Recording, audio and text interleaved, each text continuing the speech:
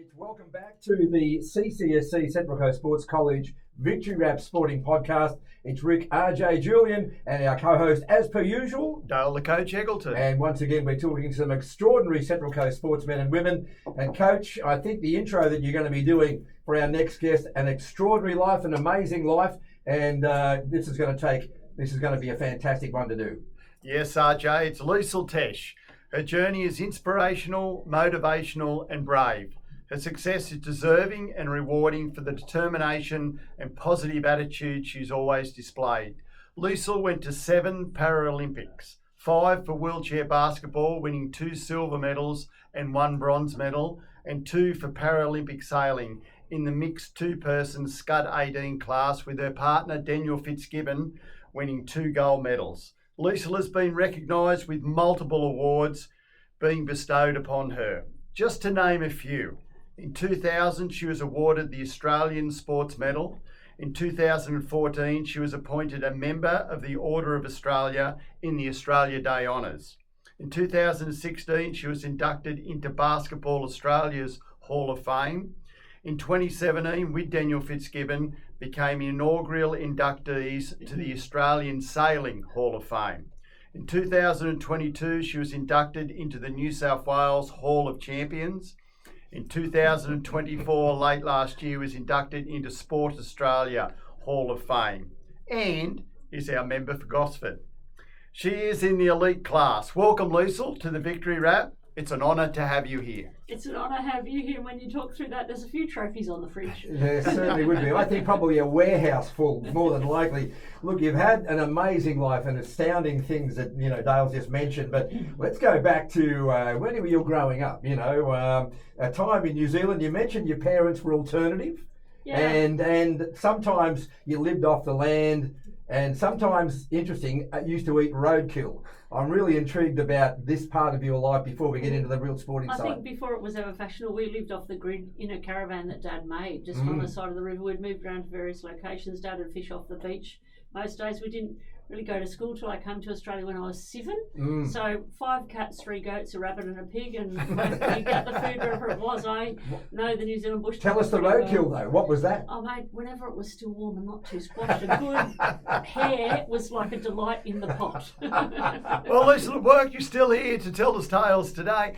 Tell us about your siblings and the sports you got into as a youngster. I have got one beautiful sister, Trudy, who's younger than me, and both my parents have since passed away, so it's just Trudy and I, and the rallies are all in New Zealand. And I mean, I was that kid who did every single sport in the whole wide world. So when we moved from New Zealand to Australia, we moved into my godfather's boat shed on the shores of Lake Macquarie. So there was an old old windsurfer with a wooden wishbone. So you wonder how I even lifted it up when I was little, but that was sort of the start of the sailing, and we sailed on everyone's boat on the lake. Like, everyone was really generous with their boats, so we had lots of fun. Learned to water ski on those 2 wooden water skis on Lake Macquarie, and then played netball until year 8 when they introduced me to basketball, and I came home to Mum and said, Mum, I'm giving up netball. I've got basketball. It's way more exciting, and any sport to get out of class was a sport for me. Was your upbringing the sort of that led you to being, such an outgoing and vivacious and let's give this a go, nothing was off limits? Well, I think probably also outside the box. Like, you just don't need to live within the framework of whatever the systems are, and so I think I've always thought differently to a lot of people, and just have a crack at whatever comes up, and I think my life's taught me that along the way, and who knows, my injury maybe amplified that in a different way, but this is just who I am. Well, Liesl, along with all that sport, you still got a good education, because you decided to go to university and study a Bachelor of Science with a Diploma of Education at the University of Newcastle. Tell us about that, and then going into being a high school teacher. Well, yeah, I was the able-bodied kid in school who got into every class. And then once I got to uni, I actually joined the rep basketball team. Like, I played rep for school and rep for uni. So the basketball was all through that. I actually started uni with a law degree, which then changed into an arts degree. I broke my back 2 days after my last exam in 2nd year, and I wanted to be a town planner, but I volunteered on Wyong Council over the summer when I finished my degree, and I really didn't like what was going on up there. That didn't sit congruently with my ethics or my morals, and so I thought I'll just do teaching because it'll be handy later in life. And I just felt I didn't really like the theory, but I fell in love with the practical part of teaching. was just amazing. I just loved it. What about, you mentioned, breaking your back, age 19, the huge turning point in your life and your family and everything else after this mountain bike accident, and the days that followed that? Yeah, I mean, it was never going to happen to me. It was never going to happen to anyone we knew. And then all of a sudden, I was just riding home from a friend's place, swerved over the wrong side of the road, somersaulted over the handlebars, landed on the bottom. All the vertebrae sort of crumped up, and the one near my belly button smashed. I was found by an old lady who lived over the road, and her daughter was a nurse, and the nurse actually came and said, "Is there any tingling in your hands or feet?" Which why I think I've still got the movement I have, because I wasn't moved around with that spinal injury. Helicoptered down to Sydney, woke up about 2 weeks later after the operation to be told, "You're going to be in bed for 6 months hospital for 6 months, bed for 2 months, and you're never going to walk again." Like 19, it was never going to happen to me. But in amongst all that, one of my mates from basketball bought me the little foam ball and the little Perspex backboard, and I was shooting baskets in bed. And one of the physios, and that was 1988. So no one at that stage knew what a Paralympic even was. So they took me out to, once I was sitting up again, they took me out to Mount Druitt, which is where the wheelchair sports stadium is, which is sort of our ancestral home of wheelchair basketball, particularly in New South Wales and even Australia. And I wheeled in there, and there was people in wheelchairs going fast and having fun, and it's just become a wow. Like, it was just like, you can have a job, you can have a car, you can go to uni, you can study, you can have a boyfriend, girlfriend, and you can be a wheelchair. And at that stage, there wasn't that visual in our society at all. So it was a really important place for me to see role models for me, but also be able to have fun. And because I already knew the rules of basketball, I just had to learn to drive the wheelchair. So the girls who were there were like, "Oh my God, a girl who can already play, unreal." I just had to get the strength to shoot sitting down. Yeah. Well, Liesl, it's a testament to your mental strength. We'll never, we could only imagine what it'd be like, but you turned it into a positive, as you just said, and your progress through the wheelchair basketball was rapid.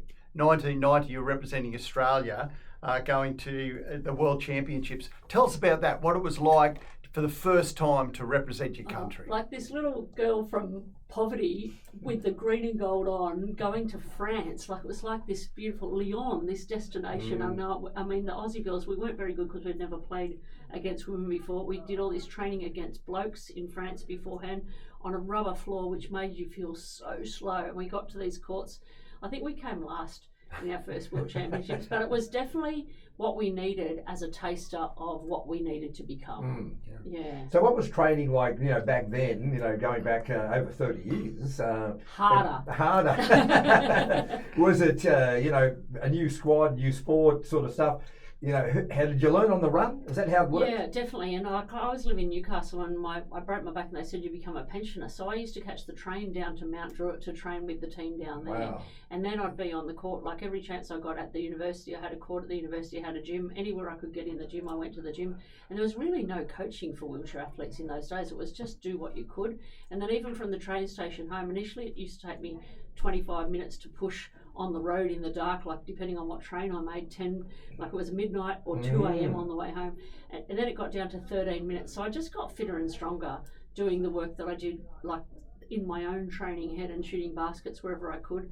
And then by that stage I was a teacher, and I actually have lovely memories when I see quite a few of the kids that I've taught on the coast. I used to put the kids on detention just so I had training partners. But they'd come down to the hall. I was teaching at Berkeleyville, and the kids would come down, and one would do the rebounding, one would take the score, one would sit in my other wheelchair. And so they were hoping for detention. They wanted to be on detention. I don't know what their memories exactly were, but they all remember being on detention with Tesch. So that was great to just have those training partners, and also I've always had a school with a basketball court and a gym as well. So that facility that was there before school for me was just amazing. But also, I think the importance of taking those kids on a journey. Like, I was at Berkeleyville when we went to 2000. We actually had busloads of kids come down with us. It was just woohoo! Well, Lisa, you see where Australia sat in the world standings at that time, but 1992, you go into your first Paralympics, Barcelona. Tell us what that was like to be able to be part of an Australian team. My heart fills with joy, and I've just got a smile on my face right now that I'll never, it just comes there. And Spain, I fell in love with Spain, and as I said, being part of the bigger picture team was just so much fun. Plus, at the Paralympic Village, they had karaoke and alcohol-free beer and bowling. And I don't know if I slept too much, but I had a great time. And I also like the memories of it all and what we needed to do. So we came in 7th at that one, and we were getting better. And I think also for me, I absolutely fell in love with Spain, and I was studying Japanese at uni, but I decided that one day I'd go and live in Spain and learn Spanish. So that was, we were getting there, but fantastic memories of Barcelona. But also, I think an important thing from that was empty stadiums. So that was 1992, and then they announced Sydney 2000 in 1993. So it was a real sort of determination that not just the sporting side of things, but we had to make a change as the host country. All right. Was it then that you started, dyeing your hair green and gold? Did it start at that Olympics, or was that later? At some stage in there. Well, Liesl, you had that larrikin side in you, but it was inspiring the others about you. You could see the progress in the Australian team. In between each Paralympics, there's a Gold Cup as well. So the next Gold Cup, you're named in the All-Star 5. And Australia win bronze. So the progress is there, and your progress personally is there as well.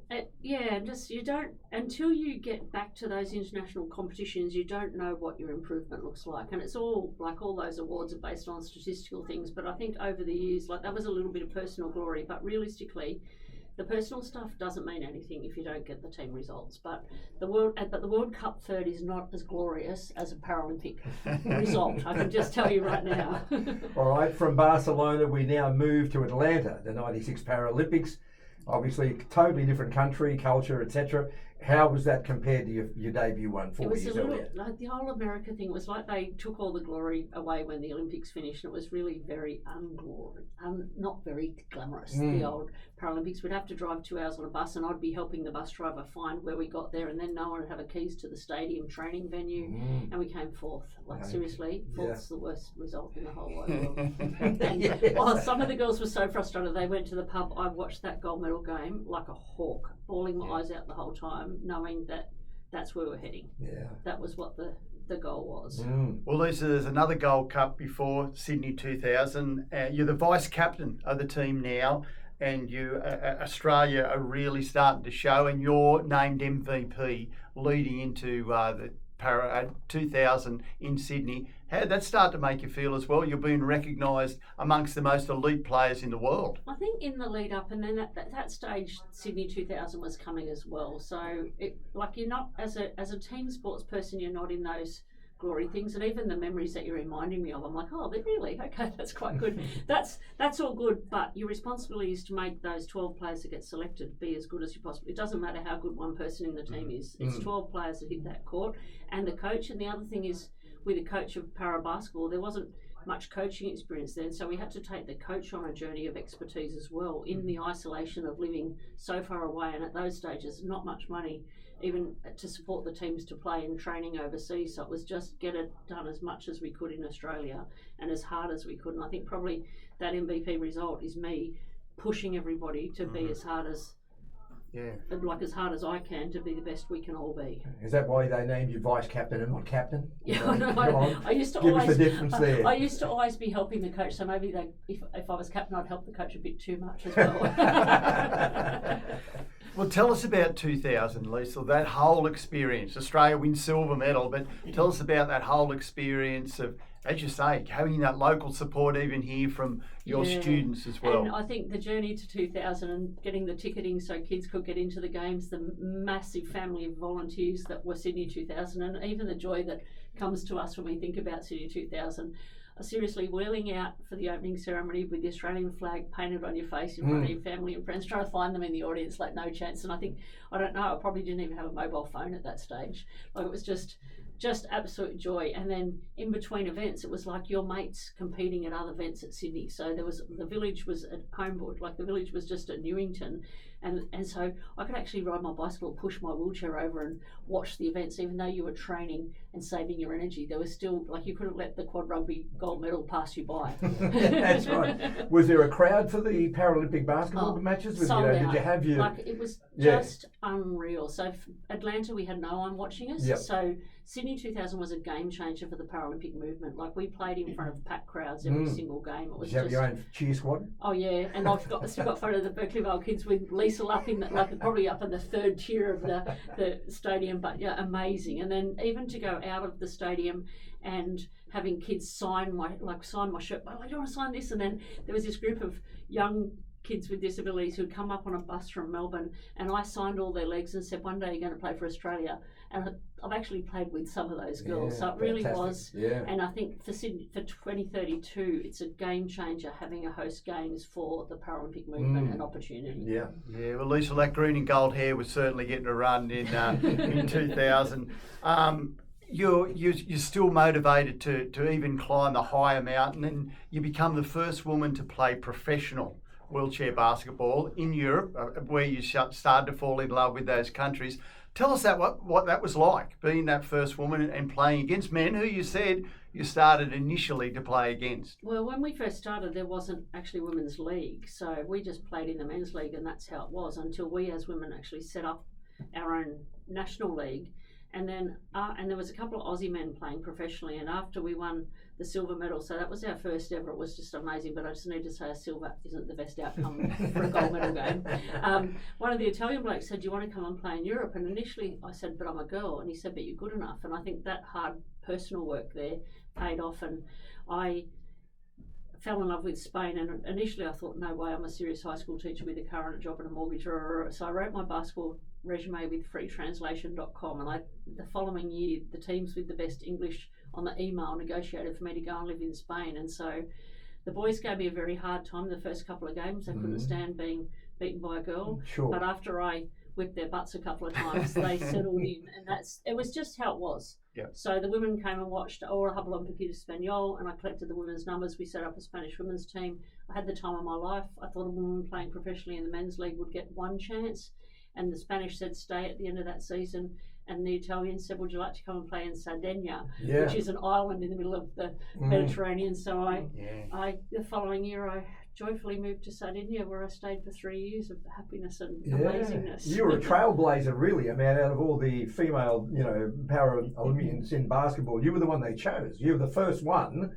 That's quite an honour. It is. It's an amazing honour. And you're seeing girls and supporting girls travelling now, and we've got a couple of the Japanese, New Zealanders. We've got a European girl playing in our national league now, and it's become normal. But to be that first one, living in a foreign country, speaking foreign languages, catching the TGV to the south of France for the game on the train, it was just amazing. And then even I spent my final season in Europe was actually in Paris. Like, it was a tough gig, but I used to play. I said to the guy there, I'll come to Paris when you've got an all-women's team ready to play in your second division. So that's pushing the development of women across Europe. And we had these European, what do we call it, champions game or something, where we'd invite the best women to come and play and showcase women's basketball at a championship as well.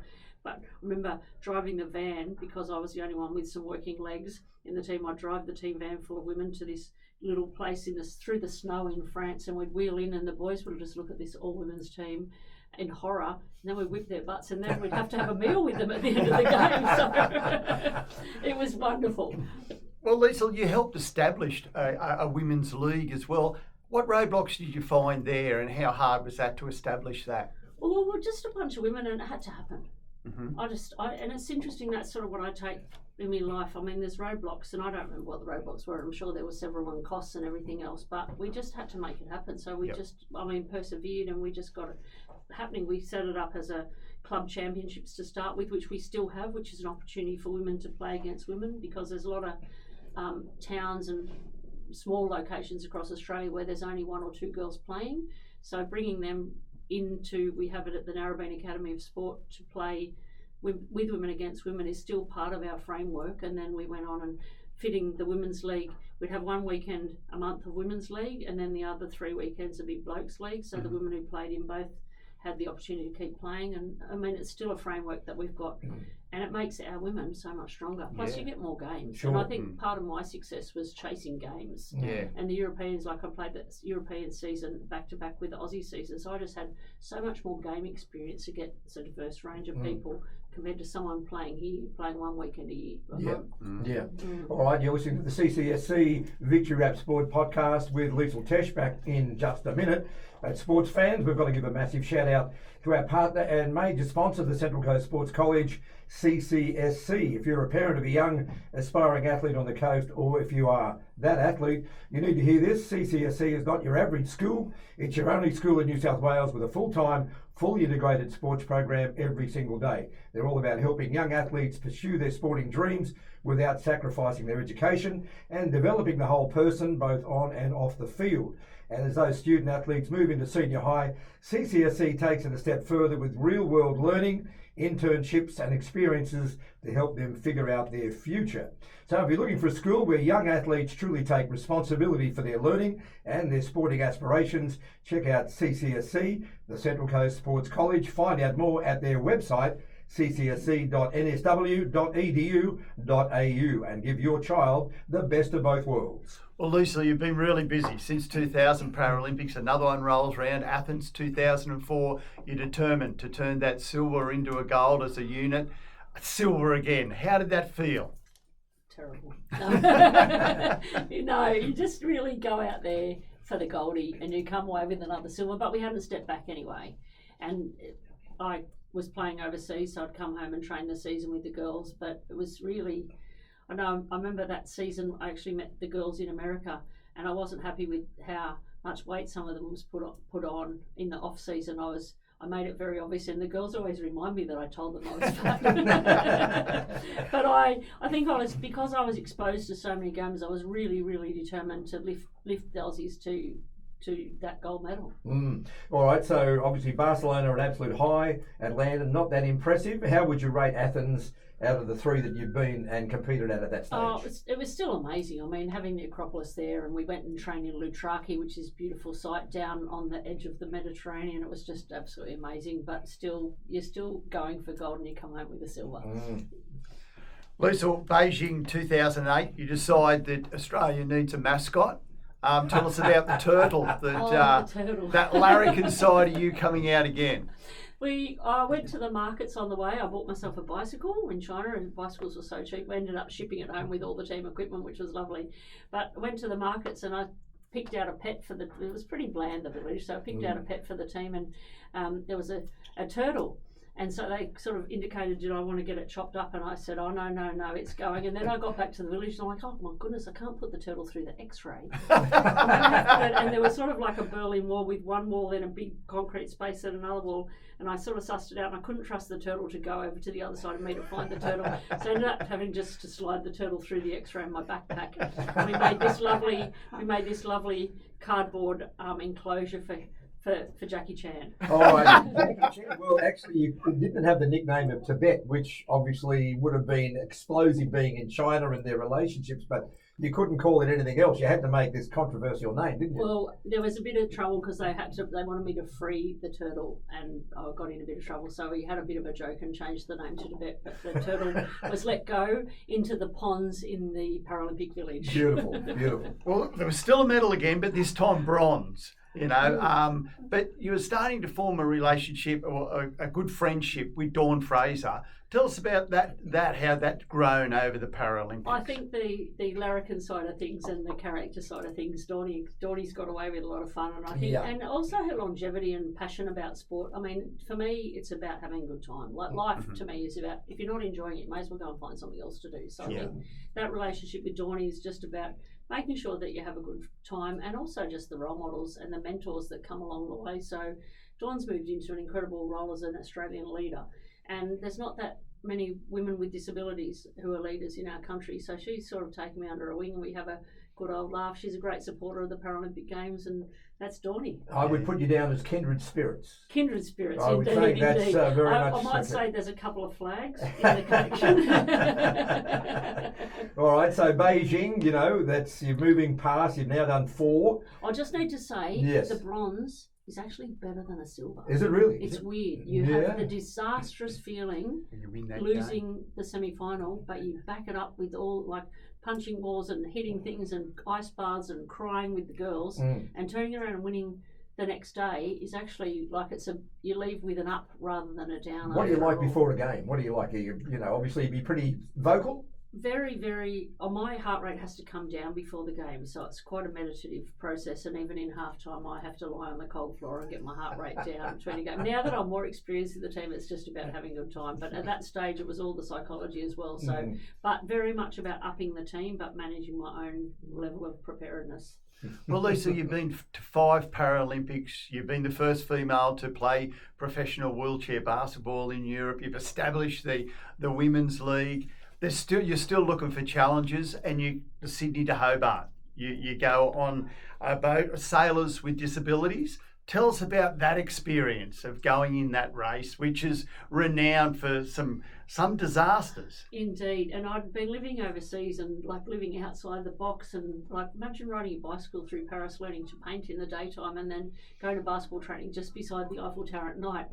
And then I got a letter from the Department of Education saying you've got a job in Woy Woy. So I moved just beside the Eiffel just Tower. from Paris to Woy Woy. Yes. So I was looking for a bit of excitement. So when the email from Sailors with Disabilities came to invite me to try out, initially, no way, that's dangerous, you get scared, you're absolutely right, Dale. But then the next email is, would you like to go for a twilight sail on a 54-foot yacht on Sydney Harbour? And as a sailor growing up, it's a bit posher than Toronto and Lake Macquarie and the old wooden wishbone windsurfer. But I wheeled down the wharf down there at Rushcutters Bay to meet the team from Sailors with Disabilities. And initially it's like there was a TV camera saying, how does it feel to be trying out? And I'm like, I'm so not trying out. And then I came back after sailing out through the head saying, what do I have to do? These people are amazing, this boat is gorgeous, and I need something new. And so I was then I spent 3 months not quite pushing the other people with disabilities off the boat, but really I think you would have. learning as much as I possibly could to get selected, and went to Hobart in 2009, which was just the most amazing experience ever, like just phenomenal. 3 hours on, 3 hours off, sleeping the whole way down, and the seas of Bass Strait, like whilst nobody died that year, it's still pretty wild, and there's all those unknowns going into the race. Once you're committed, there's no going back. Yeah. How hard was it to move away from wheelchair basketball after all you'd achieved? I mean, you've done everything.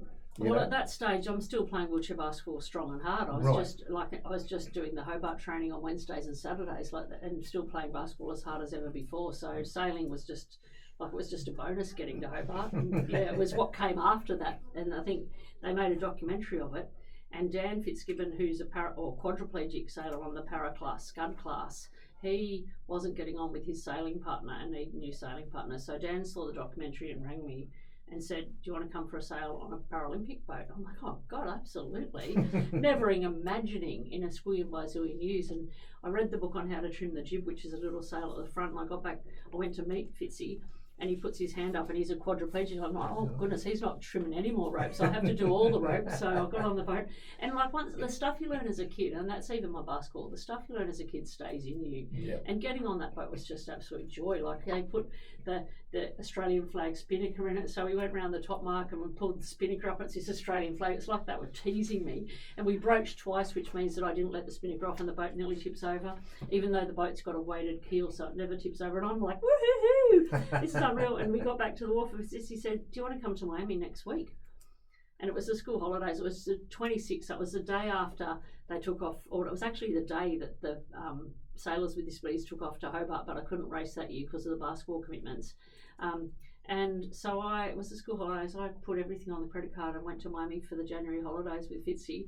Like I turned up over there, no clue in the world. Like the boat had been shipped over. I had one night in a hotel, a bicycle, or I had a hire car to start with, and then I ditched my hire car. I rented a place way downtown in the roughest part of town because that's what I could afford. I bought a bicycle off one of the neighbours, rode my bicycle up to the wharf, and they said, where are you staying? I said, downtown. They said, you need a weapon to be, no, you need 2 weapons.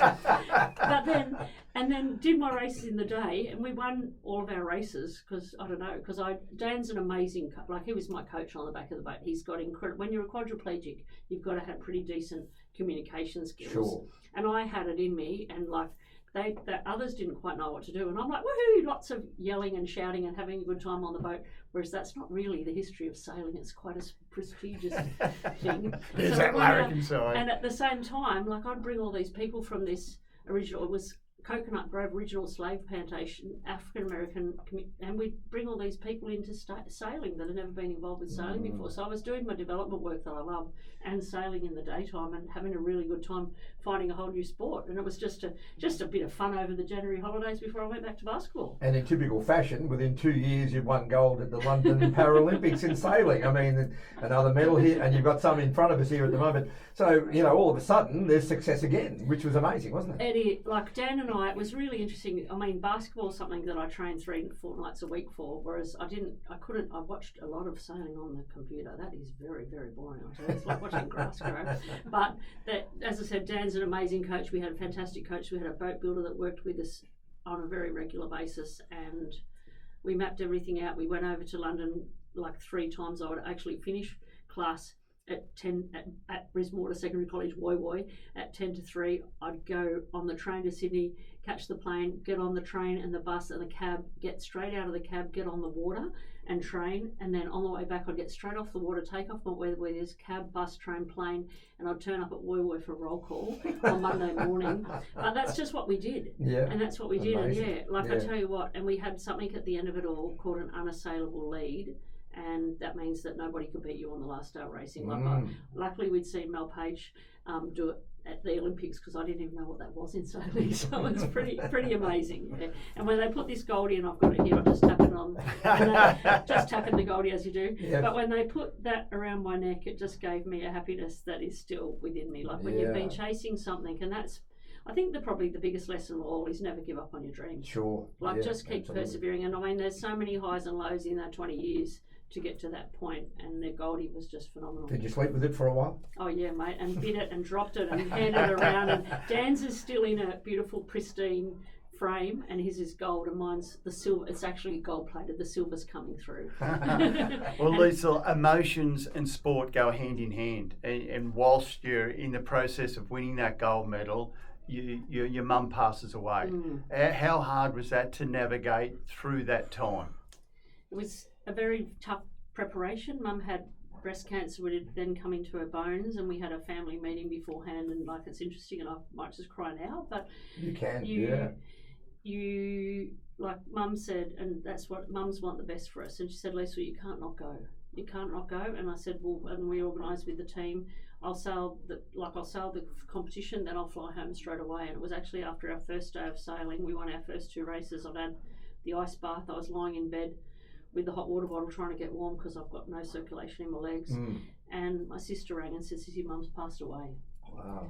And I'd bought an iPad on the way. It was those days, an iPad was quite a new thing, but I connected up to the Wi-Fi, and I was sitting, there was hardly any Wi-Fi in the village, so I'm sitting on the step in Dan's building where he was staying, because mine had no Wi-Fi, and I'm there and I'm talking to my sister, and then my New Zealand cousins are all in the room, and I said, can I see Mum? And I saw, and I think that was probably part of my healing and closure. I saw Mum passed away, knowing full well there was nothing more that I could do, and that's the discussion we'd had. And so it was, I'm bawling my eyes out. Fitzy says, Teshy, I get the games are over. I said, Fitzy, there's nothing more than Mum wants. So that Goldie is a pretty precious memory. Oh, it would be always a memory. Yeah. So, after the Paralympics, bit of a break. Did you, to process everything that had happened?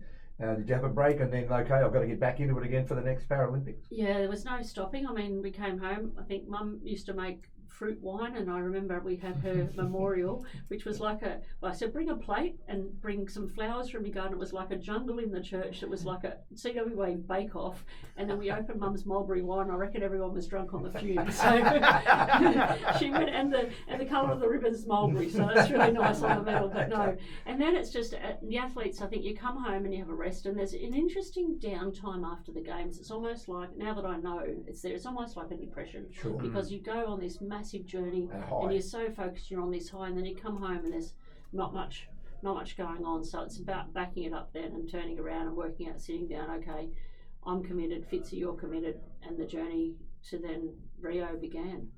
Well, 2 years later, Liesl, there's the World Championships, and gold just keeps flowing. You just pick up gold again. Oh, I with credit Daniel. that to Dan Fitzgibbon. I just was the girl pulling the strings on the road. No, he really is. Dan was possibly on the road to Olympic representation when he had an accident off a wharf, and the stupid choice that you chuck your mates off a wharf when they win a regatta. Yeah. And the tide was out, and he remembers really clearly the tide coming up round his face, and he's an incomplete quadriplegic, so no leg movement, limited hand movement. So he strapped Dan's hands to 2 carbon fibre steering poles that connect to the rudder, and that's just the way it is. He's a genius. Yeah. He's a genius, and I think after all that experience playing in a team, I wouldn't play in a team that wasn't good. So putting all the people around us and the frameworks. I remember when I first started sailing, they sent me down to the OAS to learn about strength and conditioning and the whole recovery. It's like, mate, I could teach this course, Drugs in Sport. It was about the framework of and it was taking the whole Paralympic sailing team on that journey towards Rio. All right, so you're heading to Rio 2016. You're the defending gold medalist. So, everyone wants to beat you. You're the defending. So was 2016 harder in competition? You were the one that everyone wanted to bring down. Everyone was on our case, but no, I just think the glory of the Goldie and the preparation we did in the lead up to London, we're really just, locking it in and showing them we deserve to be at the front. And I think we won a lot of regattas on the journey there. We had a good time.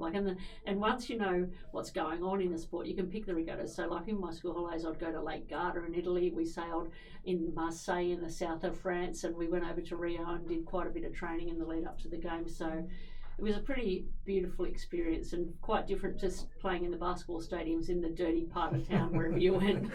Well, Liesl, tell us about that preparation. You go to Rio and you're robbed, at gunpoint. Tell us what that experience was like. Our last training session before the games. I was in Rio, and I'd ride the bicycle down on the promenade beside the water in the mornings with my physio, and I was in front coming back to the apartments, just across the road for the apartments, and in front of a bus stop, this guy jumps out in front of me, and then a guy in the next bit jumps out in front of Sarah, but the guy in front of me is pointing a gun at my legs. And in my head, the geography teacher said, well, we know this place is poor, and we knew that this might happen, and this guy needs a bicycle more than I do, and my legs don't, this is all in split second, my legs don't matter all that much. Then he lifts the gun up and puts it at my chest, and now says, it's different. Dinero, and I speak Spanish obviously, so the Portuguese, so I lift up my shirt and said, I've got no money, and he just grabs the bicycle, and the other guy behind me grabs Sarah's bicycle, and they just ride off with the bike. I fall on the ground on the cobblestones, just ride off, and then we go, I hold on to Sarah and hobble over to the apartment and said, we're just being robbed by a guy at gunpoint. And they said, well, we've got to go to the police. I said, no, we've got to go training.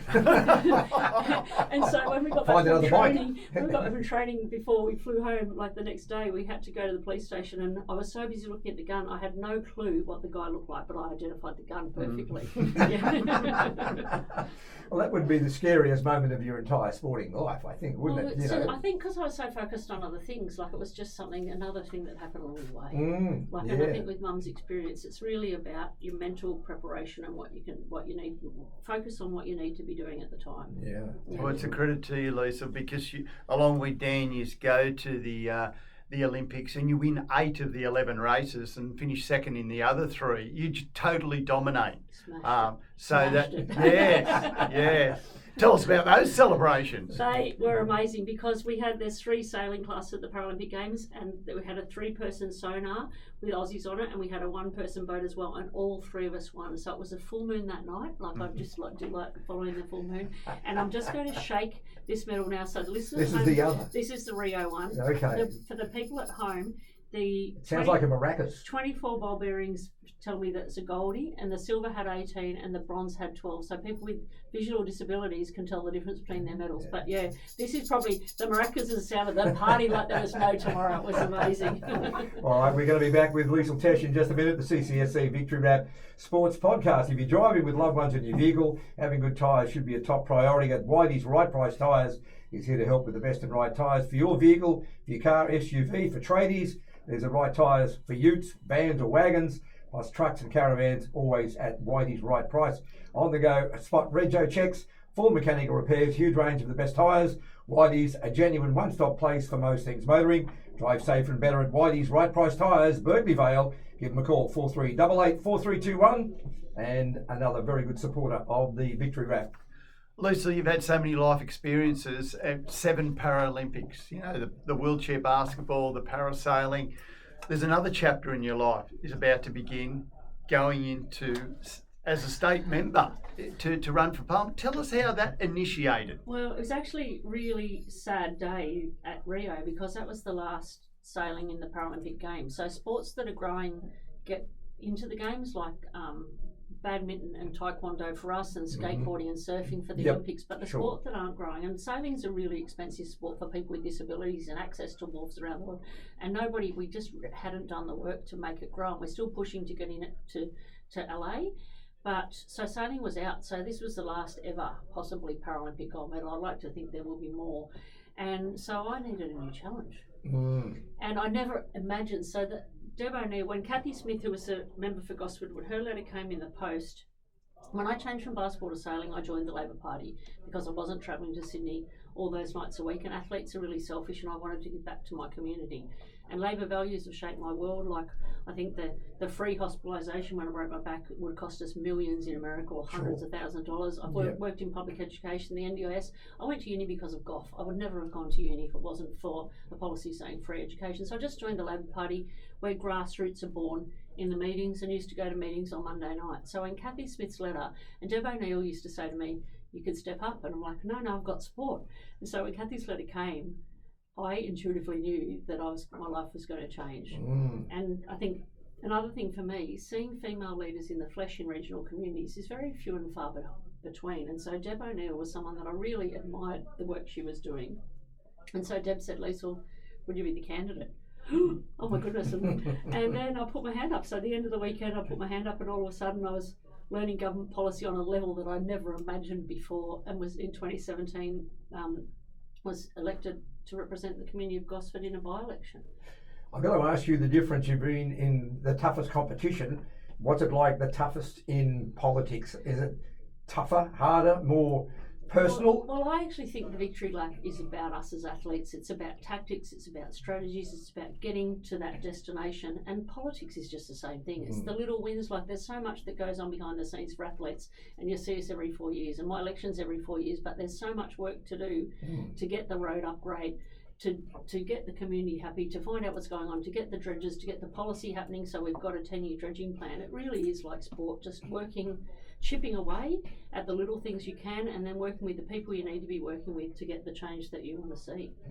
Lisa, from the experience you have, someone comes to you, able-bodied or disabled, and asks for advice. What's the advice that you'd give them? Mate, never give up. Never give up. Like, I've just got a text this morning from a lady who wants to talk to the Attorney General about the age of when kids should be able to be put in jail, and she's now got a meeting with the Attorney General. Like, this is like, you've got to persevere to see the change that you want to be in the world.